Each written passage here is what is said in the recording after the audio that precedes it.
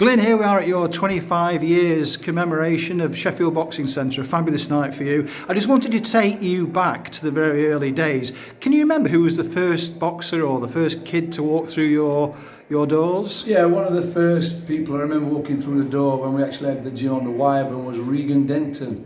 Another kid who walked through the door, and I can remember him and he's here tonight, is Khalid Shafiq. Both of them started as 11-year-old kids, went right through to box professional, and it's nice to see them both here tonight, a lot older. And who would be the most skilled or most successful boxer you've had under your tutelage? The most skilled, without a doubt, has got to be John Fuchs. Fuchs could do things that the fighters couldn't do, as well as being a massive ticket seller. So I would say John Fuchs without any question. Okay, and anyone you feel underachieved? Maybe it's the same guy. Maybe it's the same guy again, and he'd be the first to tell you. I remember seeing John Fuchs spar with Amir Khan in the gym years ago when they were both coming through, and he kind of like got excited about watching Fuchs then. Massive ticket seller, great body puncher, all-round exciting fighter. So I would say again, we are having a dig at him. He's probably the greatest underachiever that's ever come from Sheffield Boxing Centre. But now he's a coach. Is he still Kell Brooks' coach? No, I don't know what's happened with that, but he's a great coach.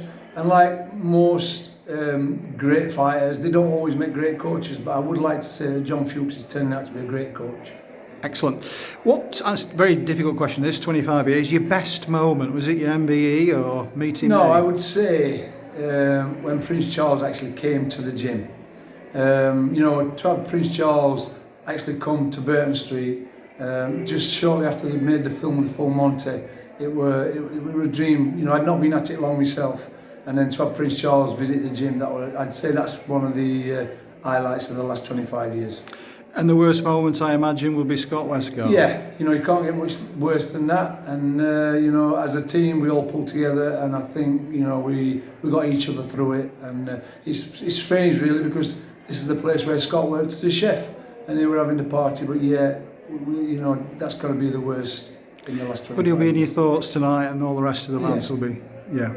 So hopes for the future. You're nearly 70 now. Who will carry the torch when you've decided to lay it down? Well, I'm not gonna. I hope one day I just, keel over and just push him under the ring. I'll be quite happy if I do that within the next 30 to 40 years, if I've got that long left. I don't know of anybody who's wanting to take over Sheffield Boxing Centre. There are quite a few fighters around Sheffield. Regan's got his own gym, Fuchs, Monso, Ross. So hopefully, maybe the one who keeps saying he's going to take the gym over is Sam Sheedy. The reason he says he's taking it over is because SBC apparently stands for Sheedy Boxing Centre. So maybe Sheedy's going to be the one. Can you put your finger on why SBC is as good a boxing gym or better than any other in Sheffield? Yeah, I think one of the things that we keep banging the drum about is it's called SBC Unit. And the reason it's called a unit is because we all stick together. Everybody seems to be rowing in the right direction, and it's a unit. You've only got to see if people turn up tonight. It's a unit, SBC Unit. And finally, if you could have had one Sheffield fighter who you wish you'd perhaps spent years with, would it be a Naz, a Clinton, a Junior Witter, a Kell Brook? Is there somebody you'd love to have trained in the city? I've got to say Errol Graham. And the reason I'm saying Errol Graham is, you can talk about your Nazes and your Johnnies and your Junior Witters and your Ryan Roses, but Errol Graham was the first one. There were no boxing in Sheffield before Errol Graham came along. The nights at the City Hall, which I was fortunate to box on a lot of Errol's undercards.